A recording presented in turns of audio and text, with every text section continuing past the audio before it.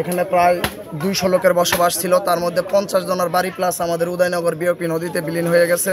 ক্যাম্পটা যেদিন ভাঙা শুরু হয় সেদিন সন্ধ্যা 7:30 ঘটে গেছে রাতে 11:30 পর্যন্ত, এর মধ্যে আমার ক্যাম্পটা বিলীন হয়ে যায়। ক্যাম্পও ভেঙে গেছে, ধরেন যে আমার বাড়িও নদী ভেঙে চলে গেছে।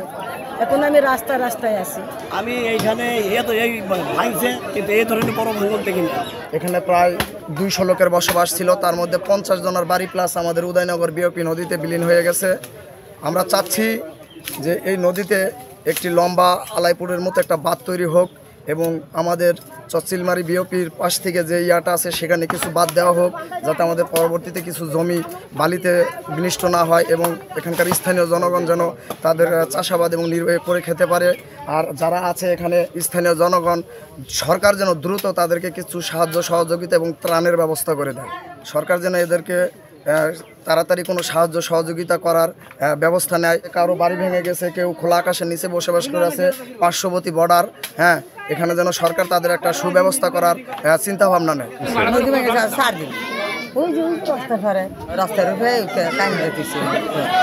আমার বাড়ি ছিল এই বিজিবি ক্যাম্পের পাশে। বিজিবি ক্যাম্পও ভেঙে গেছে, ধরেন যে আমার বাড়িও নদী ভেঙে চলে গেছে। এখন আমি রাস্তায় আছি। এই ভাঙন দেখিনি কোনো দিন আমরা, এইবারকে এই ভাঙন ভাঙছে। বিজিবি ক্যাম্পটা ছিল, অনেক আমরা সুখে ছিলাম, শান্তি ছিলাম, না খাওয়া জোগাড় থাকলে তো অনেক শান্তি ছিল। আমি দীর্ঘদিন থেকে এলাকায় দায়িত্ব পালন করি।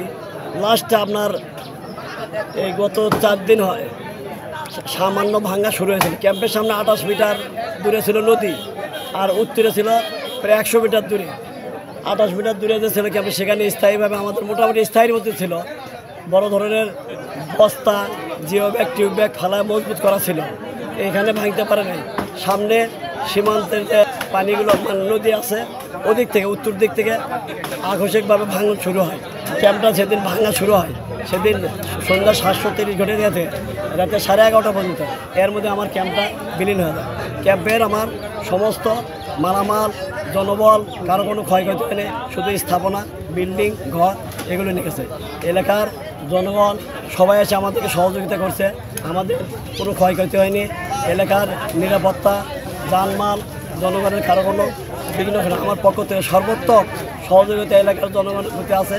সীমান্ত সুরক্ষিত আছে এবং কর্তৃপক্ষের সাথে সার্বক্ষণিক যোগাযোগ আছে। আমাদের ঘাটতি কোনো দিক দিয়েই নাই, শুধু সীমান্তের নদীর যে ভাঙনটা এটা যেভাবে ভাঙতেছে, এটা এখন কোথায় যাবে সৃষ্টিকর্তাই জানে। ওয়ালটন এখন দেশের সীমানা পেরিয়ে পৌঁছে গিয়েছে 50টিরও বেশি দেশে। ওয়ালটন, ঘরে ঘরে, বিশ্বজুড়ে। আমি এইখানে এই ভাঙছে, কিন্তু এই ধরনের বড় ভাঙন দেখিনি। জিও ব্যাগ আমার ক্যাম্পের সামনে জিও ব্যাগ ছিল, সেটা ঠেকালো নয়। সামনের দিক থেকে সেখানে 273 মিটার জায়গা 3 জায়গায় ফাঁকা ছিল, ওই জায়গাতে আত্মঘাতী হানা দিয়ে ওই দিক দিয়ে স্রোত এসে ভেঙে দিয়েছে। মাগরিবের পরে গিয়া মনে করেন এই নদীর এই তুফানটা আসছে, বুঝছেন। আসার পরে ধরেন ভাঙ্গে যাইতে লাগছে, তার যাই ক্যাম্পের মালামাল যাই গেছে, ঘর বাড়ি সব নিয়ে গেছে কিছু। আর এই গাছ গোছালি আবার যাইতেছে, তারা বলছে গাছ কাটো তোমরা, কিন্তু নদীতে চলে যায়। গরিব মানুষ, নদী ফেলায় লাভ নেই।